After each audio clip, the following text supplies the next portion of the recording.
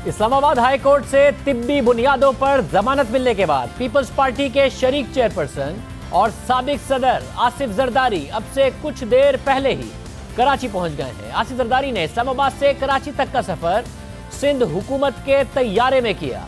वजीर आला सिंध मुराद अली शाह उनके साथ थे और अहम बात यह है कि इस हवाले से तर्जुमान सिंध हुकूमत ने कहा है कि आसिफ जरदारी ने वजीर आला सिंध के तैयारे में सफर कर लिया तो यह गैर कानूनी नहीं।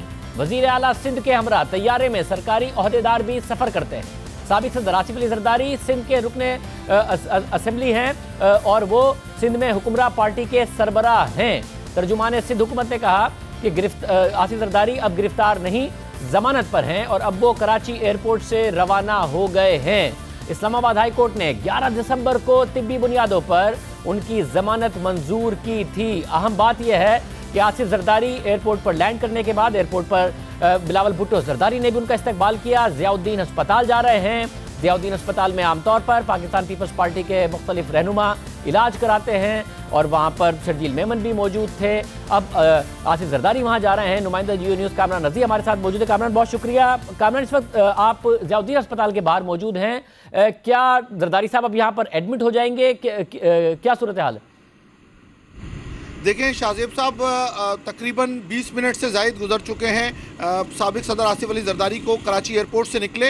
इस वक्त तो मीडिया इस बात पे परेशान है कि वो रह कहाँ गए हैं, क्योंकि मीडिया के बहुत सारे नुमाइंदे यहाँ ज़ियाउद्दीन अस्पताल के बाहर मौजूद हैं, तो एक बड़ी तादाद बिलावल हाउस जो यहाँ से चंद ही किलोमीटर पर है वहाँ मौजूद हैं। ताहम अभी तक ना साबिक सदर यहाँ पहुँचे, उनका काफिला ना ही बिलावल हाउस पहुँचा है। हमारी इतलात ये हैं कि एयरपोर्ट से बराह रास्त साबिक सदर आसिफ अली जरदारी, बिलावल भुट्टो जरदारी और इनकी बेटियों के हमरा वो डिफेंस में वाक़या अपनी बहन फरियाल तालपुर से मिलने जरदारी हाउस पहुंच चुके हैं। अब से चंद लम्हे कबल ही जब हमारा प्रोग्राम का आगाज़ हुआ तो साबिक सदर आसिफ अली जरदारी डिफेंस के इलाके में जरदारी हाउस पहुंचे हैं, जहां वो अपनी बहन जो असीर हैं, जिन पर नैब का केस है और वो गिरफ्तार हैं, इस वक्त वो सिंध असम्बली के इजलास की वजह से प्रोडक्शन ऑर्डर पर कराची में, उनसे मुलाकात करेंगे और उसके बाद इम्कान यह है, कभी इम्कान यह है कि वो यहाँ ज़ियाउद्दीन अस्पताल में दाखिल होंगे। हमारी ज़ियाउद्दीन अस्पताल के चेयरमैन से भी बात हुई थी तो उनका ये कहना था कि चूँकि साबिक सदर को दिमाग का भी बीमारी है, उनके दिल को भी बीमारी लाहक है उनको और ज़ियाबितिस का मर्ज़ भी है, तो वो एक ही जगह पर ये तमाम इलाज हो सकते हैं, तो उसके लिए ज़ियाउद्दीन अस्पताल का उनकी फैमिली ने इंतखाब किया है। यहाँ पर तमाम तैयारियाँ कर ली गई हैं। ज़ियाउद्दीन अस्पताल में ज़्यादा इम्कान ये है कि वो यहाँ ज़ियाउद्दीन अस्पताल पहुँचेंगे, ताहम अब फैमिली भी असरअंदाज हो सकती है उनके उस पर कि वो आज ही रात को यहाँ पहुँचते हैं आया कल एडमिट होते हैं। तो इस वक्त आसिफ अली जरदारी डिफेंस के इलाके में जरदारी हाउस में मौजूद है, जहाँ वो अपनी बहन फरियाल तालपुर से मुलाकात करें। उनके साथ वज़ीर आला भी हैं, बिलावल भुट्टो जरदारी भी हैं, आसिफा भुट्टो भी हैं और दीगर जो करीबी रुफ़क़ा हैं। शर्जील मेमन के कामरान रजी हमारे साथ मौजूद थे, इस हवाले से अपडेट कर रहे थे। नैब पर सवाल भी उठ रहा है कि इतना अरसा आसिफ जरदारी गिरफ्तार रहे तो केस में आसिफ जरदारी की गिरफ्तारी की वजह से क्या पेशरफ्त हो सकी, सुस्त रवि क्यों है? पिछले दिनों हमारे प्रोग्राम में ही हमारे नुमाइंदे खुसूसी जाहिद गिशकोरी ने बताया था कि नैब के ज़राए उन्हें बता रहे हैं कि पैनामा केस में जो कुछ खामियां रह गई थी, जिसकी वजह से जो फैसला था उसको सस्पेंड कर दिया था इस्लामाबाद हाई कोर्ट ने, उन खामियों को दूर करना चाहता है और नैब पूरा एतमाद है कि इस वक्त जाली अकाउंट्स केस में आसिफ जरदारी और उनकी बहन फरियाल तालपुर के खिलाफ जो शवाहिद हैं वो बहुत मजबूत हैं और केस आगे बढ़ेगा। सुस्त रवि की वजह एहतियात है, मगर नैब बार बार गिरफ्तारियों पर, नैब की गिरफ्तारियों पर सवाल उठ रहा है और नैब गिरफ्तार कर लेता है। मुल्जिमान जमानत के लिए आला अदालत में जाते हैं, हाई कोर्ट से रुजू करते हैं और हाई कोर्ट जमानत देते हुए नैब के केस पर जो सवाल उठाता है उससे नैब के केस की बुनियादों पर सवाल उठ जाता है। आज सिंध हाई कोर्ट ने स्पीकर सिंध असेंबली आगा सिराज दुरानी की दरख्वास्त से जमानत मंजूर कर ली है और जो सवालात उठाए गए हैं, जो कुछ कहा गया है, वो मजीद नैब के ऊपर सवाल उठा रहा है। मामला यह है कि नैब मुल्जिम को गिरफ्तार कर लेता है, मगर फिर यही गिरफ्तारी नैब के लिए आला अदलिया में शर्मिंदगी की वजह बन जाती है, बार बार बन रही है। हाई कोर्ट से मुल्जिमान की दरख्वास्त से जमानत पर जो फैसला आता है वो केस की मेरिट्स पर भी सवाल उठा देता है। खुद अदलिया भी अब यह कह रही है कि जब केस इंक्वायरी के मरहले में है, मुल्जिम खुद पेश हो रहा है, तो गिरफ्तार करने की क्या जरूरत है? अगर मुल्जिम के फरार का खदशा है तो नाम ECL पर डाल दें, मगर नैब केस की तहकीकात के इब्तिदाई मरहले में ही मुल्जिम को गिरफ्तार कर लेता है और जब आला अदलिया दरख्वास्त सुनती है तो केस के मेरिट पर सवाल उठ जाता है। ऐसे कई केसेस हैं और ताज़ा मिसाल पीपल्स पार्टी के रहनुमा और स्पीकर सिंध असेंबली आगा सिराज दुरानी की है। आमदनी से जायद असासों के केस में जमानत के फैसले में सिंध हाई कोर्ट ने भी नैब के किरदार पर ऐसे ही सवालात उठा दिए हैं। आगा सिराज दुरानी को नैब ने रवां साल फरवरी में आमदनी से जायद असासों के केस में गिरफ्तार किया। उनके घर पर छापा मारा गया। करोड़ों रुपए की जेवरात, गाड़ियां और जमीनों के दस्तावेजात मिलने का दावा किया गया। फिर 30 मई को उनके खिलाफ रेफरेंस दायर किया गया, मगर 10 महीने गुजरने के बावजूद उनके खिलाफ केस साबित नहीं हो सका है। और आज सिंध हाई कोर्ट ने 10 महीने बाद उनकी जमानत मंजूर कर ली है। मगर मसला यह है कि जमानत मंजूर करते हुए जो कुछ सिंध हाई कोर्ट ने लिखा है वो नैब के किरदार पर सवाल उठा रहा है, जो मुख्तलिफ दूसरी जमानतों के केसेस में उठा चुका है।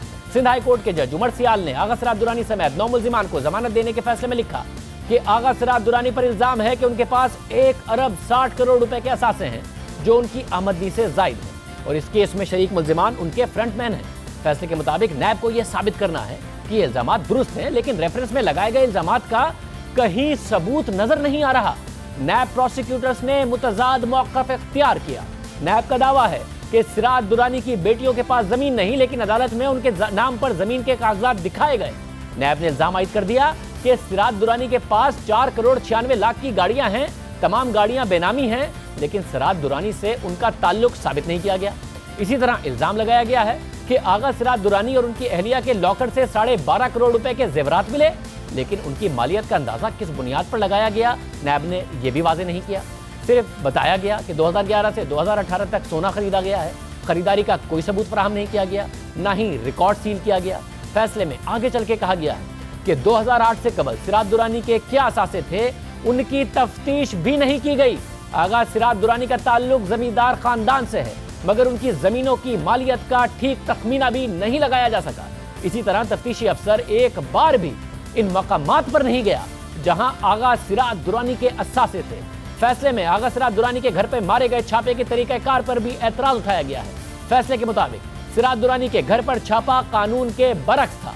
नैब तफ्तीशी अफसर सर्च ऑपरेशन से मुतालिक कानून से भी ला इल्म है। आगा सिराज दुरानी के घर पर कई घंटे तक कार्रवाई गैर पेशा वराना अंदाज में की गई। कार्रवाई के दौरान खौफ व हिरास पैदा किया गया।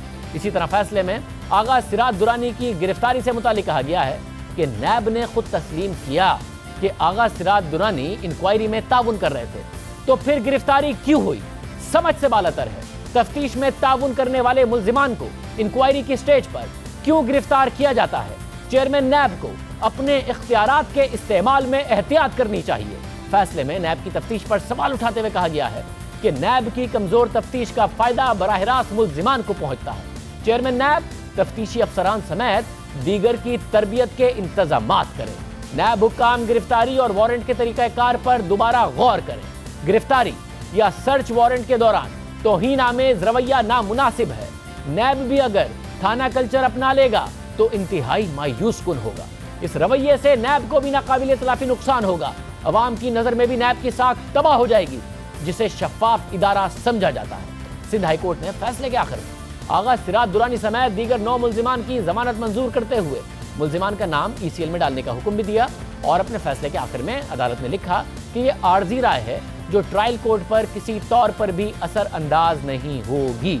ये थी आगा सिराज दुरानी की जमानत के फैसले के अहम नकात। 10 महीने आगा सिराज दुरानी को नैब ने गिरफ्तार रखा और उसके बाद अदालत कह रही है कि क्या क्या मसाइल थे नैब की तफ्तीश में और गिरफ्तारी पर भी सवाल उठा रही है। इस फैसले में नैब से मुतालिक अहम सवाल और रिमार्क्स हैं और ये कोई पहला फैसला नहीं है जिसमें आला अदलिया ने नैब के केस पर सवाल उठाए हैं। इसी तरह LNG केस है जिसमें बड़ी बड़ी गिरफ्तारियां हुई। साबिक वज़ीर आज़म शाहिद खकान अब्बासी, साबिक वज़ीर ख़जाना मिफ्ता इस्माइल गिरफ्तार है। नैब समझता है इन लोगों ने मुल्की खजाने को अरबों रुपए का नुकसान पहुंचाया, मगर अभी तक नैब उन पर जाती करप्शन का कोई इल्ज़ाम नहीं लगा सका है। और साबिक MD PSO इमरान उल हक की तैनाती का भी इन पर इल्ज़ाम लगाया कि उन्हें फ़ायदा पहुंचाने के लिए की गई, लेकिन जब गुज़िश्ता दिनों LNG केस में गिरफ्तार PSO के साबिक MD इमरान उल हक को जमानत मिली तो इस्लामाबाद हाई कोर्ट के चीफ जस्टिस अतर मिल्ला ने इस फैसले में लिखा कि नैब की टीम ऐसा कोई भी मवाद पेश नहीं कर सकी जो दरख्वास्त गुजार की कैद का जवाब फराहम करता हो।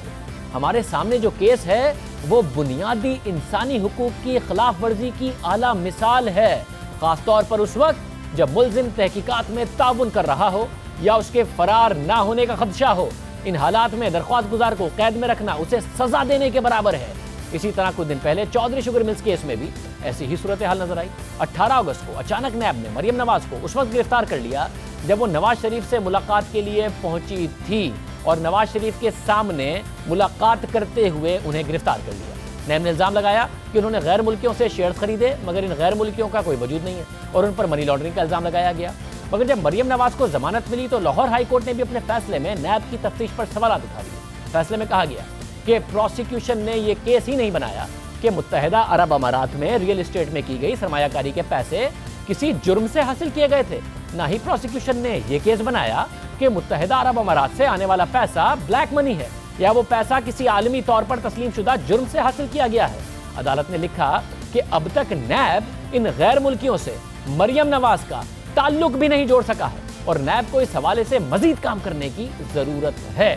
ये एक अदालत नहीं, Sindh high court, Islamabad high court, फिर लाहौर हाई कोर्ट और मुख्तलिफ जज यही बात नैब के हवाले से और नैब की गिरफ्तारियों के हवाले से बार बार कर रहे हैं। इससे पहले नैब ने आशियाना हाउसिंग केस में शहबाज शरीफ को गिरफ्तार किया। इस हवाले से डीजी नैब लाहौर शहजाद सलीम ने इल्जाम लगाया कि शहबाज शरीफ ने 4 अरब रुपए का नुकसान पहुंचाया है और उनके खिलाफ तमाम सबूत मौजूद हैं। ये इल्जाम अब से 13 महीने पहले हमारे ही प्रोग्राम में डीजी नैब लाहौर ने लगाया। रेफरेंस में आप कितने के अरबों का नुकसान हुआ, 4 बिलियन में आपको एक दफा बता भी चुका हूँ। नहीं, अभी आप जब रेफरेंस फाइल करने जा रहे हैं कितने अरब रुपए का नुकसान और कितनी जमीन गई है शहबाज शरीफ साहब? लिखेंगे, जब हम वो लिखेंगे तो आप पढ़ लीजिएगा, आपको पता चल जाएगा कितने अरब का नुकसान। नहीं, अभी जब आप रिमांड ले रहे हैं तो जब रिमांड में आप इस्तदा कर रहा है नैब, उसमें तो ये सारी बातें नहीं कर रहा है। वो तो यही कह रहे हैं कि जी अभी हमें साबित करना है, हमें सबूत मिल सकते हैं। तो रिमांड में तो ये सारी बातें नहीं कर रहे हैं, आपके सबूत मिल गए हैं। आशियाना केस हमारा कंप्लीट हो गया इंशाल्लाह ताला। आप देखेंगे कि नवंबर के एंड तक इंशाल्लाह ये कोर्ट में होगा। आप बिल्कुल ज़्यादा परेशान ना हो, आपको हर सवाल का जवाब उसमें मिलेगा। मगर ये 13 महीने पहले दावे थे, बड़े बड़े दावे थे, मगर नैब अब तक केस साबित नहीं कर सका। और लाहौर हाई कोर्ट ने शहबाज शरीफ की जमानत इस केस में मंजूर की और फैसले में लिखा कि नैब ने दावा किया कि इस मंसूबे के 61,000 मुतासरीन हैं जिन्हें शहबाज शरीफ ने माली नुकसान पहुंचाया, मगर 1 इंच भी सरकारी जमीन किसी के नाम पर मुंतकिल नहीं हुई। एक भी मुतासरा शख्स शहबाज शरीफ के खिलाफ नैब के सामने पेश नहीं हुआ। बादियुन नजर में इस केस में कोई एक भी मुतासरा शख्स नहीं है। बादियुन नजर में नैब कासा डेवलपर से शहबाज शरीफ का कोई ताल्लुक साबित करने में नाकाम रहा। नैब ने इसमें जमानत के खिलाफ अपील की तो सुप्रीम कोर्ट से भी जो रिमार्क आए उसमें भी शहबाज शरीफ अपनी प्रेस कॉन्फ्रेंस में वो रिमार्क्स कोट करते नजर आए कि नैब के किरदार के हवाले से तो आला अदलिया के जजेस भी ये कह रहे हैं कि शहबाज शरीफ पर आप कोई इल्ज़ाम लगा रहे हैं या वो अच्छा बच्चा इस केस में नजर आ रहे हैं। इसी तरह रमज़ान शुगर मिल्स केस में नाले की तामीर से मुतालिक डीजी नैब लाहौर शहजाद सलीम ने इल्ज़ाम लगाया कि 21 करोड़ रुपए की लागत से अपनी शुगर मिल के लिए नाले की तामीर करके खजाने को नुकसान पहुंचाया गया और वो 13 महीने पहले इस केस से मुतालिक भी वाज़े तौर पर मीडिया पर जाकर इल्ज़ाम लगा रहे थे। क्या कहते हैं हमारे शुगर अली? इनके ऊपर ये जो चनेौट का नाला है ये भी केस खुल गया है। ये इन्होंने डायरेक्टिव इशू किया है कि मेरी रमज़ान शुगर मिल मेरे बेटों की है, इसका जो नाला है सरकारी पैसों से बनाओ। अब आप मुझे बताएं कि ये कहाँ की यहाँ ट्रांसपेरेंसी कहाँ गई? यहाँ पे ये कौम का 1 रुपया कहाँ गया? यहाँ पे 21 करोड़ रुपया उस नाले पे लग गया। उसमें सिर्फ रमज़ान शुगर मिल का और उसकी पोल्ट्री का वेस्ट जाता है वहाँ पे। इतने बड़े बड़े दावे किए मगर बाद में लाहौर हाई कोर्ट ने इस केस से मुतालिक फैसले में लिखा कि बादियुन नज़र में मंसूबे की मंजूरी और उस पर अमल कानून के मुताबिक हुआ। अगर नैब की इस वजह को दुरुस्त करार दे दिया गया तो इसका मतलब होगा कि नैब को लाइसेंस और लामहदूद इख्तियार दे दिया जाए कि वो किसी भी रुकने पार्लियामेंट के खिलाफ तरक्याती मंसूबों की तामीर पर रेफरेंस दायर कर दे। इस तरह से मुल्क में अफरा तफरी पैदा हो जाएगी और अरकान असेंबली अपने इलाके में कोई तरक्याती काम नहीं करा सकेंगे। इसी तरह साफ पानी केस में हुआ जिसमें नैब ने करप्शन के इल्जाम में राजा कमरुल इस्लाम और वसीम अजमल को गिरफ्तार किया गया। इलेक्शन से पहले उन्हें गिरफ्तार किया गया तो ये सवाल उठा कि क्या नैब इलेक्शन को मुतासिर कर रहा है, मगर लाहौर हाई कोर्ट ने उन्हें जमानत पर रिहा किया और फैसले में लिखा कि बादियुन नज़र में इस केस में दोनों दरख्वास्त गुजारों ने कोई गैर कानूनी काम नहीं किया। तमाम कार्रवाइयाँ कानून और उसूलों के मुताबिक थी। रिकॉर्ड में ऐसा कुछ नहीं कि जिससे ये तासुर भी मिलता हो कि राजा कमरुल इस्लाम और वसीम अजमल ने इस मुताल्लिक कोई कभी काम बोर्ड ऑफ डायरेक्टर्स की इजाजत के बगैर किया हो। बादियुन नजर में लगता है कि नैब की दोनों दरख्वास्त गुजारों के खिलाफ कार्रवाई बदनीयती पर मबनी थी। जो इतने दावे करके कार्रवाई की, जमानत के फैसले में अदालत ने लिखा कि बादियुन नजर में लगता है कि नैब की कार्रवाई बदनीयती पर मबनी थी। यह है नैब के केसेस पर आला अदालतों के हालिया चंद फैसले। नैब के चेयरमैन गिरफ्तारी का हुक्म दे देते हैं, गिरफ्तारी हो जाती है और फिर जो जमानत का फैसला होता है उसमें नैब के केस के मेरिट्स, तरीक़ाकार और फिर जो इन्वेस्टिगेशन है, नैब की सलाहियत, नैब की नीयत, सब पर सवाल बार बार उठ रहे हैं। नैब के किरदार पर सवाल उठ रहे हैं। इब्तिदाई मरहले पर गिरफ्तारियां होना, जमानत पर रिहाई मिल जाना, ऐसा अक्सर अपोजिशन रहनुमाओं के केसेस में ही हो रहा है। और वो 2 केसेस ऐसे हैं जिनमें नैब के रेफरेंसेस तैयार हैं मगर अब तक गिरफ्तारी नहीं हुई है। और केसेस हैं पिशावर BRT और मालम जब्बा का केस। वो रेफरेंस की हद तक मामला पहुंच गया मगर चेयरमैन नैब ने किसी की भी गिरफ्तारी का हुक्म नहीं दिया, हालांकि वो खुद कहते हैं कि इसमें बहुत ज़्यादा करप्शन हुई है। और गिरफ्तारी होती क्यों है? जब नैब पर तनकीद होती है कि भाई आप क्यों गिरफ्तार करते हैं, जब मुलजिम यहाँ मौजूद है, अदालत ने भी कहा कि आप ECL में नाम डाल दें, तो DG नैब लाहौर ने ही बताया था कि उसकी क्या वजह है। चेयरमैन नैब भी बताते हैं कि वाइट कॉलर क्राइम में गिरफ्तार करके इन्वेस्टिगेशन करनी पड़ती है। DG नैब लाहौर ने भी ये बात बताई। अरेस्ट की जो बात होती है ये केस टू केस होती है कि आपको देखना पड़ता है इन्फ्लुएंशियल लोग हैं, ये रिकॉर्ड तबाह करेंगे, विटनेस तबाह कर देंगे। रोज़ पाकिस्तान की सरकारी बिल्डिंग में आग नहीं लगती, ये आग बिल्डिंग को नहीं लगती, कागजों को लगती है जो वहाँ पड़े होते हैं। उस हिसाब से टारगेट कागज होता है। मगर जो हुकूमती केसेस हैं, क्योंकि जो कागज़ हैं और जो रिकॉर्ड है वो तो हुकूमती वज़रा मुतासिर कर सकते हैं, मगर गिरफ्तारी सिर्फ अपोजिशन रहनुमाओं की होती है। हुकूमती वज़रा की कोई गिरफ्तारी नहीं हो रही है उस तरीके से जिस पर सवाल उठ रहा है। ज़ाहिर गिरफ्तारी गलत होगी अगर इस तरीके से हुकूमती वज़रा की भी होगी, क्योंकि अदालत ने भी बार बार इस हवाले से नैब चेयरमैन के अख्तियार पर और जिस तरीके से उन अख्तियार का इस्तेमाल हो रहा है सवाल उठा रही है। प्रोग्राम में एक ब्रेक शामिल करते हैं, यहाँ पर बात करेंगे।